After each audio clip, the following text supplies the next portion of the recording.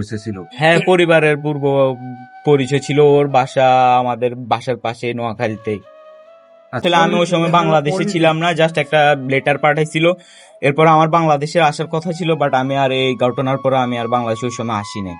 আচ্ছা, এই ঘটনার পরে আপনারা ইতালিয়ান পুলিশকে নিচ্ছে অভিযোগ করছেন, এতদিন অবশ্য হ্যাঁ, অগ্রগতি কি আসলে সেটা? ওরা বিভিন্ন আমাকে প্রশ্ন জিজ্ঞেস করছে, বিভিন্ন ওদেরকে আমি তথ্য দিছি, ক্লু দিছি, ওরা ওদের মতো কাজ করতেছে। এবার বাকিটা ওরা জানে। আর এই কেসটা আছে ইতালিয়ান আপনার তদন্ত গোয়েন্দা বাহিনীর কাছে, ওদেরকে বলে স্কোয়াদ্রা মোবিলে। ইতালির সবচেয়ে মানে হাই কোয়ালিটির যারা এগুলা কাজ করে ওদের কাছে আছে।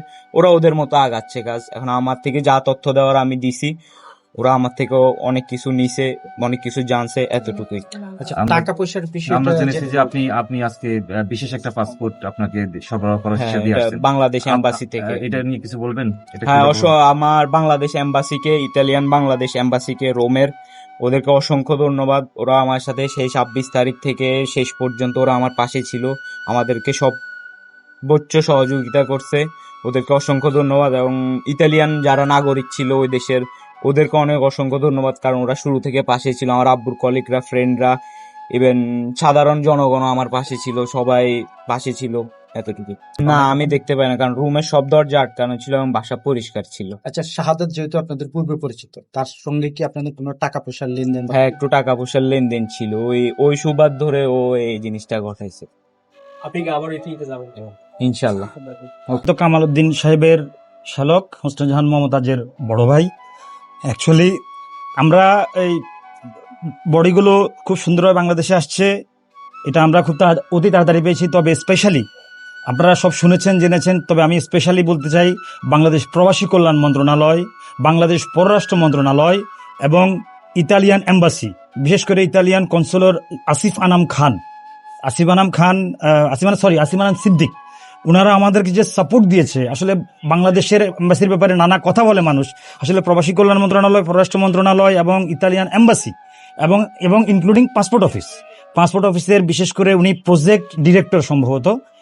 আমি যখন পাসপোর্ট ইটালি থেকে ওরা পাঠায়, আমাকে ওনারা বাই 2 আওয়ার্স অফিসে বসিয়ে পাসপোর্ট প্রিন্ট করে কুরিয়ার করে আমাকে বলছে যে আপনার পাসপোর্ট কুরিয়ারে উঠে গেছে, আমরা একদিনের মধ্যে পাসপোর্ট ইটালি পাঠিয়ে দিয়েছি। তো আসলে বাংলাদেশ গভর্নমেন্টের বা যারা এটার সাথে জড়িত, তারা এই কাজগুলো এত হেল্পফুলি করেছে, মানে এটা আমরা এক্সপেকটেশনের বাইরে। অসংখ্য ধন্যবাদ বাংলাদেশ সরকারকে, অসংখ্য ধন্যবাদ প্রবাসী কল্যাণ মন্ত্রণালয়কে, অসংখ্য ধন্যবাদ পররাষ্ট্র মন্ত্রণালয়কে, অসংখ্য ধন্যবাদ ইতালিয়ান এম্বাসি এবং বাংলাদেশ পাসপোর্ট অফিসকে। ধন্যবাদ। বিচারের বিষয়টা আসলে ইটালিয়ান গভর্নমেন্ট তো এটা তদন্ত করছেন, ইটালিয়ান পুলিশও আমাদের সাথে কমিউনিকেশন করছেন, বাংলাদেশ এম্বাসির সাথেও কমিউনিকেশন করছেন। তো ইটালিয়ান পুলিশ, আমরা যতটুকু বুঝতে পেরেছি, তারা তাদের তদন্তে তারা খুবই আন্তরিক, কিন্তু তারা হয়তো আমাদের বাংলাদেশের মতো এটা সাথে সাথে সবকিছু ওরা প্রেস ব্রিফিং করে বলে না, কিন্তু ওরা এই মামলার বিষয়ে খুবই আন্তরিক। কেন বলছি, ওরা আমাদের নোয়াখালীর কোম্পানিগঞ্জে যে আমাদের রুরাল থানা আছে, কোম্পানিগঞ্জ থানা, আমাদের মানে সব পর্যায়ে ওরা কমিউনিকেশন করছে এবং থানা খোঁজ খবর নিচ্ছে। ঢাকার গোয়েন্দা বিভাগ আই থিঙ্ক ওদের সাথে কাজ করছে। তো ওরা ওদের মতো করে খুব ভালো কাজ করছে। আমরা মোটামুটি ইটালিয়ান পুলিশের কাজেও আমরা স্যাটিসফাইড। হয়তো আসামি ওরা ধরতে পারেনি, কিন্তু ওরা ভালো কাজ করছে, এটা আমরা বুঝতে পারছি।